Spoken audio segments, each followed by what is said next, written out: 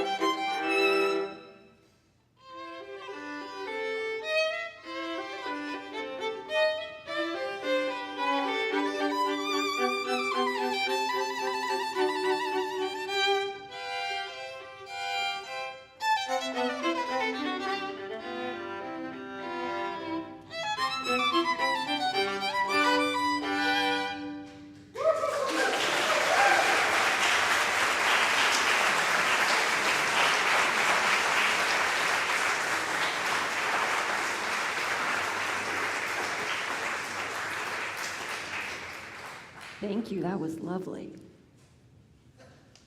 Each week, we have a young member of our community read the Ethical Education for Youth core values as a way to bring us together and remind us of our shared commitments.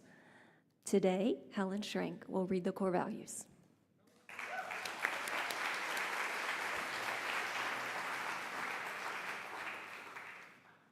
Every person is important and unique. Every person deserves to be treated fairly and kindly. I can learn from everyone. I am part of this earth. I cherish it and all the life upon it. I learn from the world around me by using my senses, mind, and feelings. I'm a member of the world community, which depends on the cooperation of all people for peace and justice. I can learn from the past to build for the future. I'm free to question. I'm free to choose what I believe. I accept responsibility for my choices and actions. I strive to live my values.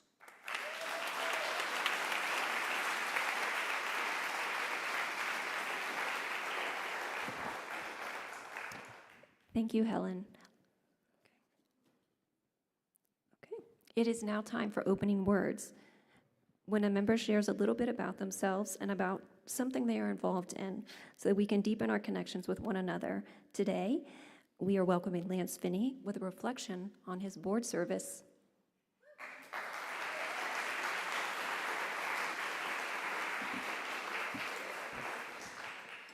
Good morning. Most of you, forget to leave you time to respond.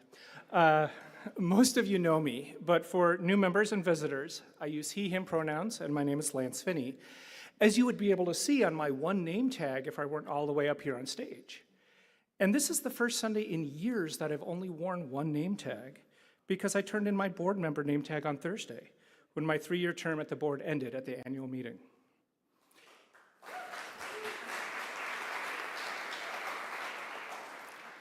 It was an eventful 3 years. When I started on the board, we had partially emerged from the pandemic, still requiring masks and blocking off every other row in this auditorium for social distancing. Do you remember that? James Croft was our leader, and we were considering hiring a second leader to work with him. Since then, we fully emerged from the pandemic, although a few members still wear masks every Sunday, and I still do when I have a cough. But James left, and our second leader search transitioned into an interim leader search. We hired Amy Miller in that role, and now we're actively looking for a settled leader to follow Amy. We're also reconsidering our relationship with the American Ethical Union, the AEU, more seriously than I've seen in my 15 years here. But I don't want to just recount the events of the past 3 years. Instead, I want to call back to an experiment James created before he left, having us talk about how we elicit the best in each other. How have I seen us elicit the best in the past 3 years? Bringing in Amy was a big risk. She was new to ethical culture, and she isn't clergy. However, we hoped that her experience with relationship coaching would help us grow into a healthier community to hand off to our next leader. I believe that risk has paid off.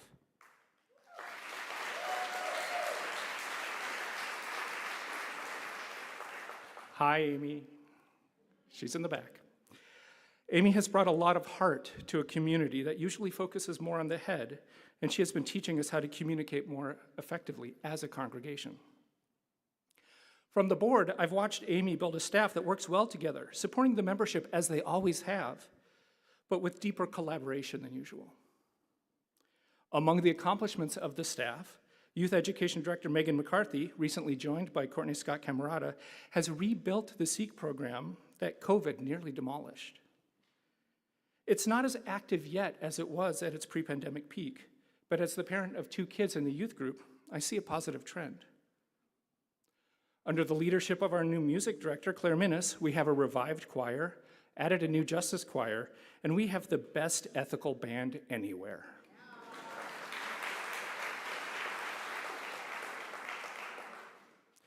The board itself is a community within the community, being 7 elected members, plus Amy, who start each fiscal year with defined goals and end up dealing with surprises every month. Many of those surprises are outside our collective expertise. For example, none of us are electricians, but we had to decide how to upgrade our building's electrical panels. We worked together to elicit the best answers we could, but we also relied on members who volunteered their time and relevant expertise to help us fill our gaps. Those members have my thanks on this and other issues. Similarly, we started a practice of having at least 2 board forums a year to build transparency and accountability through discussion and Q&A, which can only help us find better answers to the society's challenges. We worked together to help each other elicit the best we could for the congregation. And through it all, we have been, as Amy said to me, a healthy micro-community. We don't agree on everything, but when we disagree respectfully. We grant each other charitable interpretations, and we apologize to each other when necessary. As we start the new fiscal year, our congregation faces big questions. Who will our next leader be? How will our relationship with the AEU evolve? Will our Seek program continue its revival? And as we discussed at Forum this morning, how will we ever find a successor to Nancy Jelenic, our operations manager, when she reaches her well-earned retirement? While I no longer have a front row seat for many of the decisions that will shape our future, which, to be frank, is such a relief, I know our congregation has been working and will continue to work to elicit the best in each other and thereby in all of us. Thank you.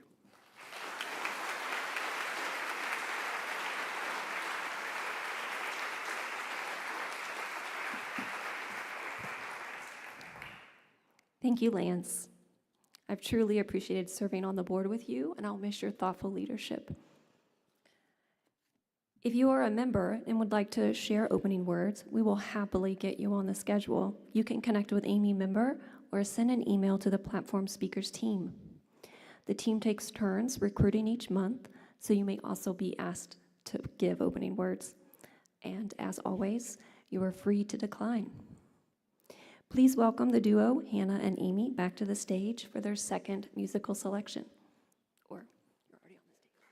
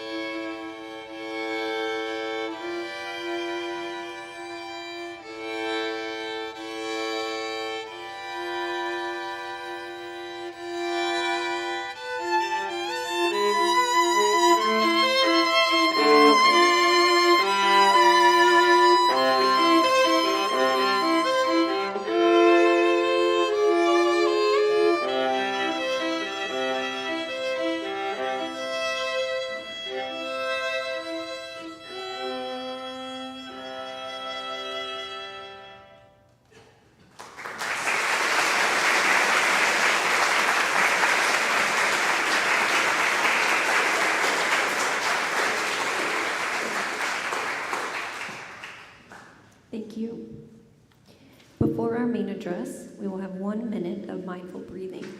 Please allow your breath to slow, your body to calm, and for your mind to clear.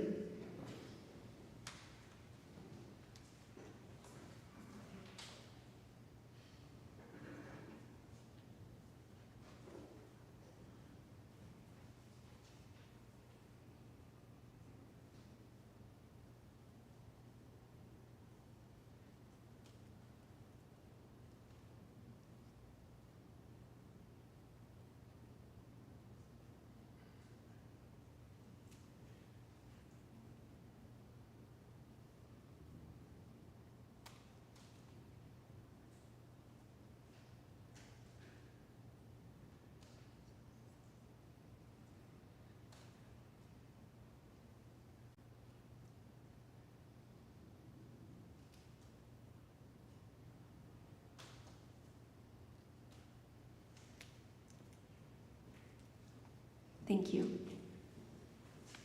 Before I welcome our speaker today, we're going to do things slightly differently. He is going to offer a few prepared remarks, and then we're going to have the opportunity to have a discussion with him. And Clark has graciously agreed to walk a microphone around. So if you have thoughtful questions to ask, please raise your hand at the conclusion of the speech, and we would love to have this dialogue with you. Okay. Our speaker today was born in Detroit, Michigan, but his family moved to St. Louis when he was an infant.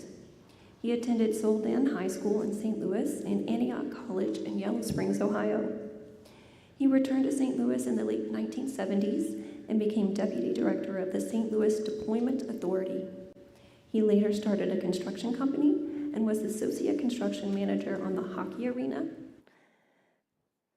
the Jazz Bistro and Grand Center, and many other iconic buildings in St. Louis. Currently, he serves as the president and CEO of the Heartland Black Chamber of Commerce. Please welcome Marvin Steele, Sr.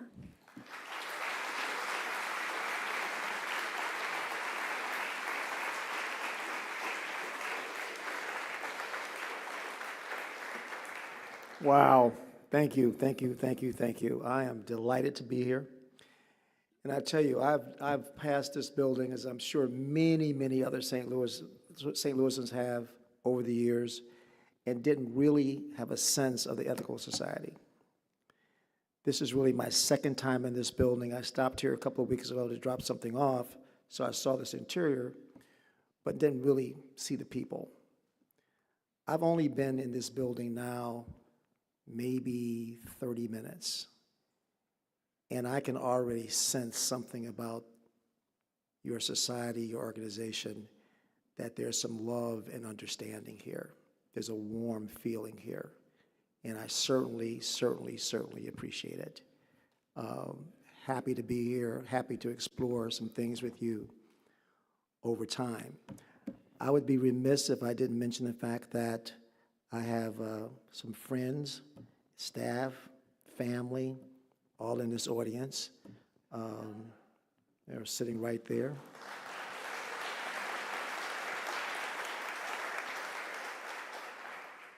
The boss of bosses is my wife sitting on this end right here.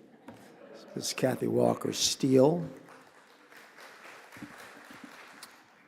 I've been an active contributor to the growth and development of many aspects of life within the St. Louis community. In the early 80s, I was appointed then by Mayor Vince Shamble to be the position of Deputy Director of the Development Authority for the city. My responsibilities and roles included, but were not limited to, running the day-to-day operations of the city's Development Authority. But I realized something after being there. This is the mid-'80s in St. Louis, early 80s actually. And I realized that getting black businesses financed in St. Louis was very difficult and almost non-existent. So I made a moral decision to do everything in my power, using the resources of the Development Authority and any other resources I could muster, to begin the complex task of jump-starting the growth of our Black business community.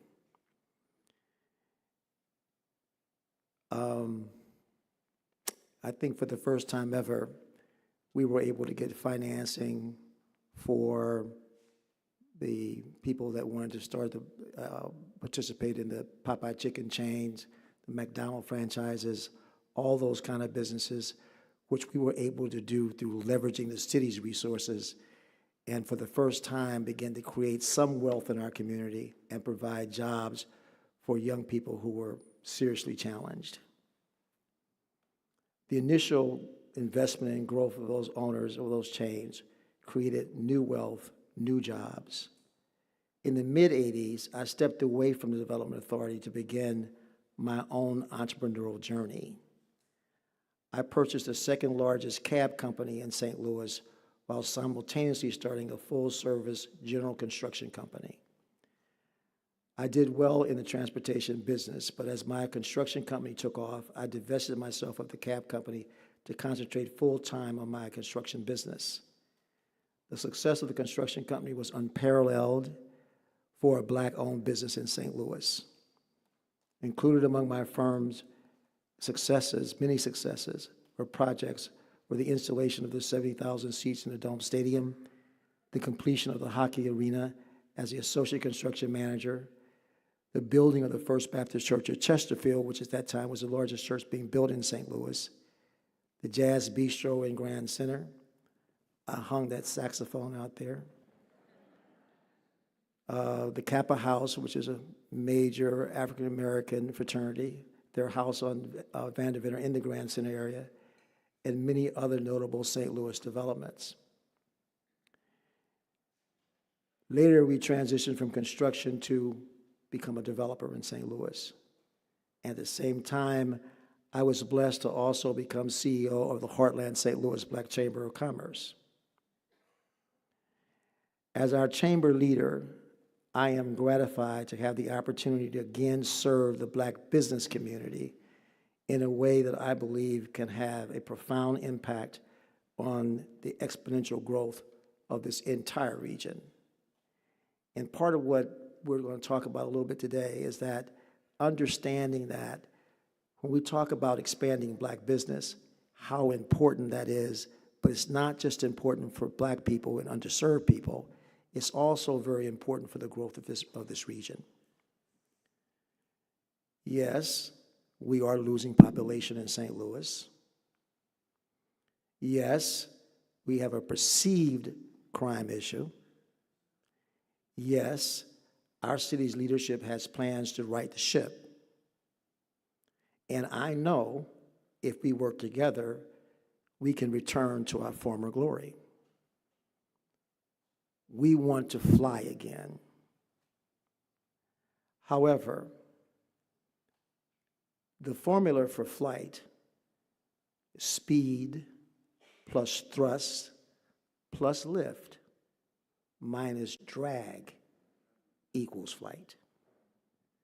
To achieve full growth, we must embrace strategies that deal with the economic drag that is often lodged in the Black and other underserved communities. Those communities are in the condition that they're in because of massive disinvestment that began in the mid-1950s with the urban renewal strategies that gutted those communities and begot some of the results that led to crime and other problems that are consistent with, as the French writer Frantz Fanon said in his book, Wretched of the Earth, a culture of poverty. I've traveled all over the world. It's the same wherever you go. Where there's poverty and poor people, there's certain syndromes that occur that are not good for those people and not good for the broader communities that they exist in. Even with the struggles of the Black community here in the state, we still contribute over $14.2 billion in the Missouri economy. Proper racial equity strategies could easily change that contribution to over $22 billion. That kind of contribution to this city and this state would change all of our lives for the better, not just those African Americans or not just those brown people. We can make a difference if we work together and understand the uniqueness of working together. In 1974, an example, the metropolitan area of Atlanta's population was significantly smaller than St. Louis. Our economy was greater than Atlanta's by far in 1974. They now supersede us in both population and economically by a long shot. If you ask what changed, in 1974, Maynard Jackson, a black man, became the first black mayor of Atlanta and the first black mayor of a major southern city in the South. When Maynard became mayor, he in short order made two major pronouncements. One, he said he was going to create 5 black millionaires. And that was shocking to people, to talk about black people, and money at that level was not done. And still not so much here in St. Louis today. 2, he said all municipal contracts will have substantial minority participation or he wouldn't sign them. Those changes were very, very important. However, Maynard did something else that was extraordinary. He made the decision to build an international airport in economically challenged Atlanta and in the economic challenged South. That airport is now the largest airport in the world. It changed Atlanta. It changed that region of the South and maybe the South forever. That decision came out of a black man's mind. We have trouble in our community being thought partners together and intentionally working together. It doesn't happen by happenstance. We have to better ourselves and better this region. We have to understand that we need to work together, spend time together, socialize together, think together. We have different experiences. We have different challenges. We come to different conclusions. Like I said, very few people at that time in the 70s in the Deep South, in an impoverished area, would decide to build an international airport. But Maynard Jackson did, and it's had a profound effect on Atlanta and this whole country. That's the reason that we need and must work together. That's the reason we must become thought partners together. As the writer James Baldwin said, everything now we must assume is in our hands. We have no right to assume otherwise. This is up to us. This is our time. There are a lot of conditions, sometimes out of negativity, and we often talk a lot about today, all the negativity in the world today and all the things that's going on, particularly in Europe and in Israel and with Hamas and all that. But I think what really is also happening is the world is begging for solutions, is begging for it. But we are that solution. We, in this room, you are the leaders that we've been waiting for and that we're looking for. And we have to come together as a people and say, we're going to be together. We're going to think together. We're going to walk together. We're going to talk together. We're going to plan together. I am delighted to be here this morning. I think a lot of what I've read about this organization, I told you what I felt the spirit in this room.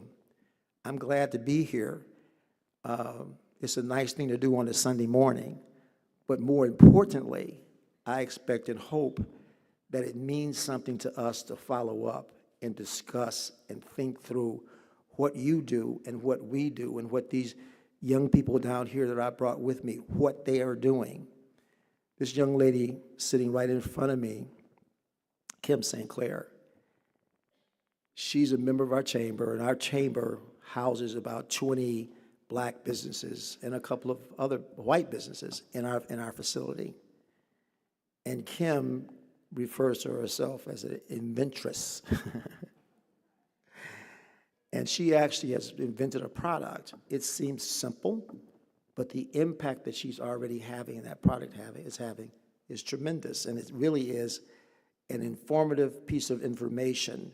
You know, we have issues in our country, in our city, in our state, with conflict between police officers and often underserved people being stopped and what happens and miscommunications, which grows into some horrendous incidents, killings and all the rest. She has a product called Dot Dash. It is a folder, plastic, that she is having produced that when you put it out like this, it flips open.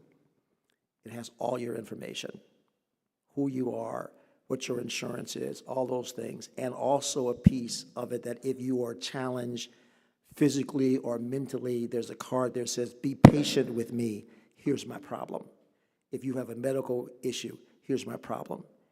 And it is already being accepted all over the state, but particularly by police departments and other institutions. That's making a change in de-escalating these issues. I haven't seen Kim on television. I don't see black people like that being represented, underserved people being represented on TV. When I see something on TV, it's often somebody getting arrested who is of color. But what I see in my work every day is a tremendous energy with people with tremendous talent that I do most of the work that I do with the chamber as a volunteer. But gee whiz, what it does for my spirit when I walk in that building every day with these people and what they're thinking and what they're trying to make it across. And we help them with financing and grant writing, marketing and all that. But I think what we do best in that building is provide hope. And with that hope, that creates the change. So I'm going to conclude there, and thank you for allowing me to talk about something. I want to add one other thing, and I wasn't going to talk so much about this, but I just want to talk about this just for a minute. In St. Louis, there used to be a neighborhood called Mill Creek, and it's very identifiable where that neighborhood was. Is right now Wells Fargo is right on that corner of Jefferson and Market. There used to be a building on that corner that was built in the 1920s, a 4-story building that housed about 80 black businesses and a bank built in 1920, financed by black men, built by black men. It also had a rooftop restaurant and event facility that I'm told that the AKAs, which my lovely wife is a member of, had their boule there, which is their national conference, and that people talked about how fabulous it was for 20-some years. Also near there was a baseball stadium where the Negro All-Stars played that they owned. In that neighborhood, doctors, lawyers, Indian chiefs, factory workers, regular people, school teachers, everybody lived in that black community. My grandmother owned 17 what was referred to as rooming houses back then in that community, because in the mid-50s, Truman had integrated the Army in the latter part of World War II, but it really wasn't until the Korean War that black men really showed up and was a major part of that war, which I call the Forgotten War. But when those men returned back to St. Louis, which at that time had 800,000 people in it, it was hard to find a place to live. Not out of racism or any of that. It just was hard to find a place to live. And my grandmother, who was entrepreneurial, saw an opportunity, so she was buying these old, what would be brownstones, dividing them into rooming houses and housing those men. And she had a cook in each one, serving 3 meals a day, so that they could come back home, get settled, develop and get married and move out and get their own place and all that. And it was that kind of neighborhood, beautiful neighborhood, right where St. Louis U and Harrisstow and all that is now. But in the late 50s, the city decided that they wanted that property for others. So they, in fact, passed a law at the federal level, but it was passed out of St. Louis, but it's at the federal level for the Urban Renewal Act, which gave cities the authority to take people's property by eminent domain. So they took that whole neighborhood, the entire neighborhood, all the property from all those people. That was a bad thing within itself, that those people lost their property. But more significantly, it was the first time in this city and across this country, because the Urban Renewal Act was used the same way, that when they took the property, the people who were of means, either they had the resources in their heart, in their minds, or in the bank. In St. Louis, they moved north or they moved west. But the people who couldn't afford to do that were left behind and housed in projects in horrible conditions often. And it was the first time, I think, in America ever, in St. Louis and across this country, that a race of people was internally divided. So those people with resources moved out. Those people that didn't got housed by the city or the state in housing projects. And I think that we are living with those decisions today.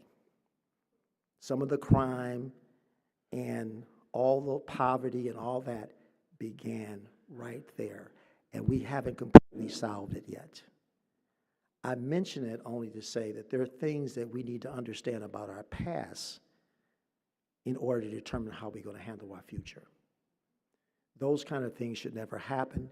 We should be conscious of the decisions that we're making. We need to work together.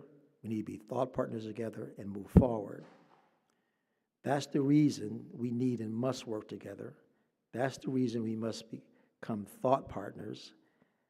As the writer James Baldwin said, everything now we must assume is in our hands.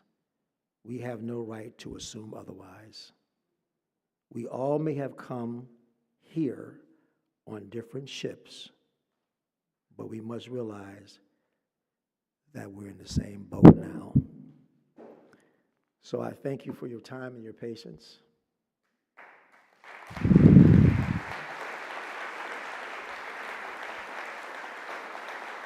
Thank you. Thank you. Thank you. Thank you. Thank you. So if we have time for any questions, we'd be delighted to take them. I just want to reinforce who the boss really is in your family. Because when I first started talking to Marvin about coming here, we agreed on last week, and then he called me up and said, I made a horrible mistake. That's Mother's Day. So we did move it to today. So if anyone has any questions. Yes. I'll try without the mic. I'm being told that I have a very loud voice. My name is Joe Babb. I've been a member for the last year and a half. Mr. Steele, I lived in Atlanta for 25 years, and I'm wondering what part of Commander Jackson's vision could be applied here in St. Louis. As someone who's been away, all St. Louisans come back, it seems. And one of the problems that I see is that I'm passionate about the city that I live in. But as a gentleman who came back with his family, there were things about the city that, as a person of some means, I did not want to live in St. Louis. And I think that's the core problem. I remember being away and just absolutely shocked that an entire education system could be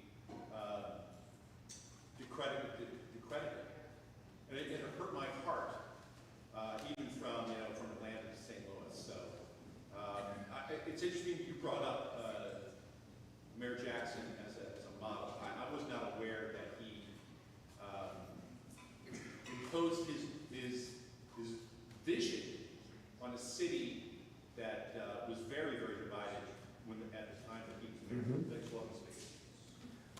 Well, thank you for the question. Joe, I think that, it starts with being here with the Ethical Society. I'm sure you get this. It starts with your internal thinking.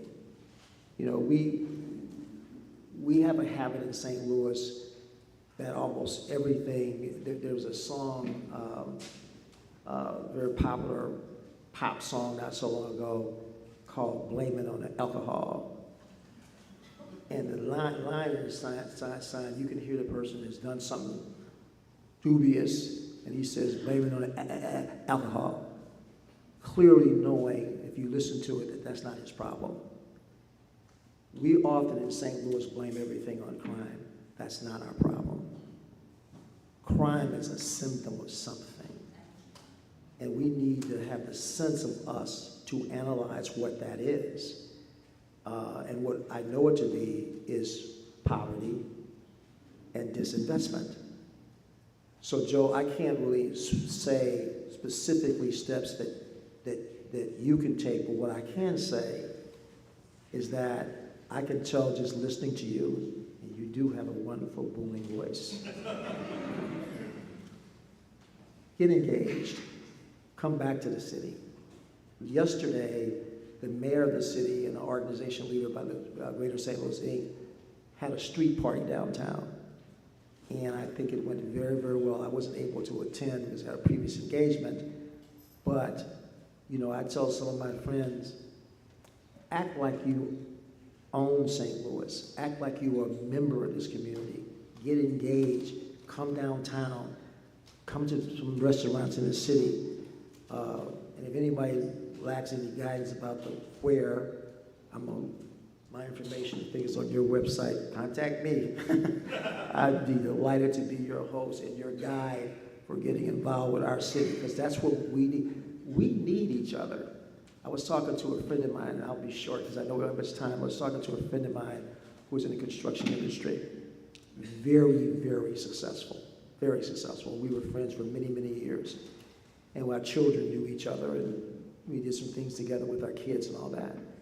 So I was at my favorite restaurant, Oceana's, and we were having lunch together, and I was talking to him about some of this sometimes nonsense I'm sort of saying about what we need to do and try this and try that. But at some point I felt like I was kind of losing him. So I sort of changed tactics, and I asked him how his kids were doing. How's Mary doing? She's in Florida, Marvin. She's had my third grandbaby. And Joe is in New York, and he's doing really well. And I get a chance to see him, not as much as I like, but every now and then. And I looked at him and I said, wouldn't you rather them be here? And he looked back at me and he said, I gotcha. We need to do these things not just for ourselves, but for our children's future. We would all like, I'm sure, our children to be here, our friends to be here, but there's a lack of opportunity, but it doesn't need to be. St. Louis has great bones. Great, you got a great airport that they're redoing, you got the Metrolink, you got the river, you got the riverfront, you got all those wonderful things that we need to make sure that we stick together and take advantage of. So be involved, get involved. I think we have time for one more. And then would you be able to stick around for a couple of minutes if people want to talk to you after we conclude? Marvin? What do you say, boss? Boss gave me the thumbs up. We're good. Hi there. Thank you for stopping by. Really appreciate the speech you gave. Very informative. And kind of asking you to reiterate something, just because I'm still fairly new to St. Louis. I've only been here for about 4 years. Still learning about the city, still learning to love it. And I wanted to clarify, what was the district that you said? 3 parts here. The Mill Creek neighborhood. It's called Mill Creek. In fact, the new soccer arena has a monument, art outside, physically dedicated to Mill Creek, because that was part of what Mill Creek was as well. So I'm, again, still not very familiar with the city. Was the Fox Theater a part of that, or was that something completely Very near there. Very near okay. there, within And lastly, a few blocks. Is there a specific resource you would advise for me to read up on, like a book or a website or something like that where I can educate myself further on the points that you've made today? I'll tell you what, probably you might start with, in fact, Googling the Mill Creek neighborhood of St. Louis.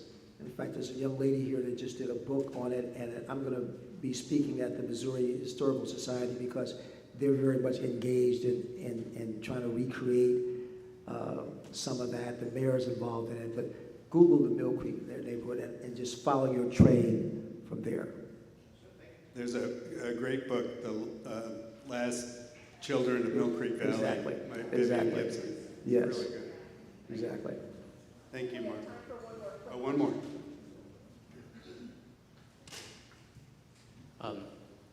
One thing that we tend to see is progress in terms of equity, reductions in poverty, tend to track pretty closely with empowerment of women.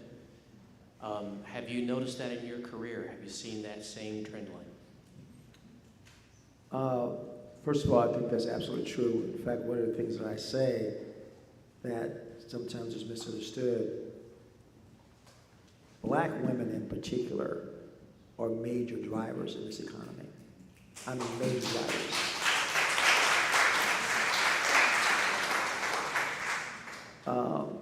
I was listening to, just before I left the House, President Biden was speaking at Morehouse College, which is in Atlanta.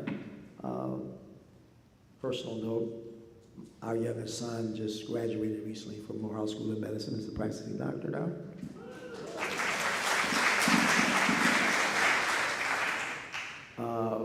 But one of the things that came out of that was how, actually, as unfortunate as it is, that Black men are falling behind going to college and doing a bunch of other things, that Black women are absolutely tearing the cover off the ball. Going to school, getting an education, working hard, and spending a lot of money in this community. Shopping and restauranting and trying to raise their children. So I agree with you 100%. The most valuable resource we have are women, and not just Black women. And as men, we need to lean into that. Thank you.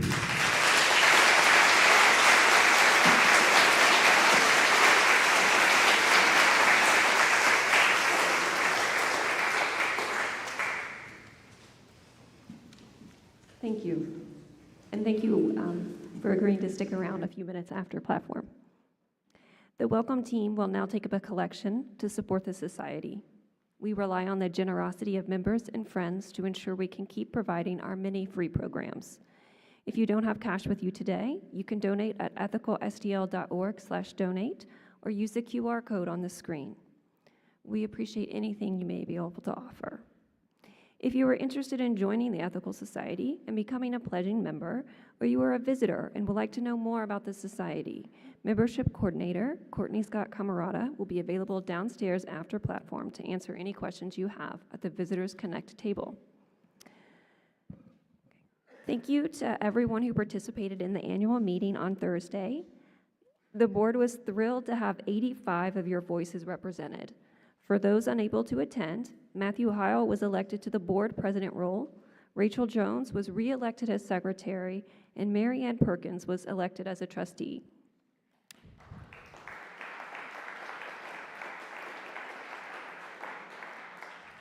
In addition, the proposed budget with raises for our staff was passed, as well as the 2 proposed amendments to the bylaws.